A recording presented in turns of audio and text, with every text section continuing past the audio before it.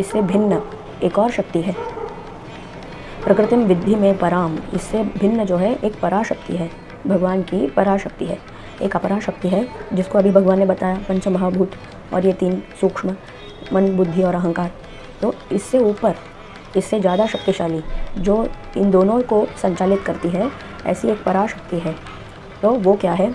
जीवभूता महाबाहो यया इदम धारयते जगत, धारयते जगत इदम, इस जगत को जो धारयते, धारण करती है, ऐसी एक पराशक्ति है जो प्रकृति का ही एक रूप है, लेकिन इन पहले के 2 शक्तियों से भिन्न है। जीवभूताम, तो जो जीव देती है, जिसमें अगर हम बोलते हैं जीवात्मा है, इसमें प्राण है जो जीवन देता है, तो वो जीव शक्ति जो है वो इन दोनों से सुपीरियर है और इन दोनों से अलग है, ऐसी भी प्रकृति की एक शक्ति है।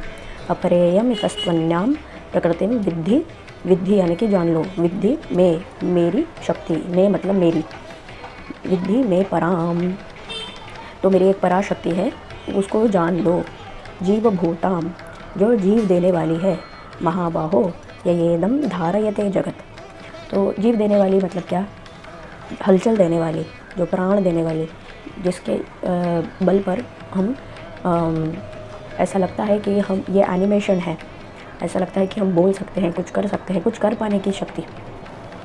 यानी जो मृत है, पत्थर है, उसे, और उसमें अगर जीव डाल दो तो वो उसमें भावना आ जाती है, महसूस करने की शक्ति आ जाती है और कुछ क्रियाएं करने की शक्ति आ जाती है, तो इसे जीव शक्ति कहते हैं। तो ये प्रकृति की एक पराशक्ति है और ये भगवान की ही शक्ति है।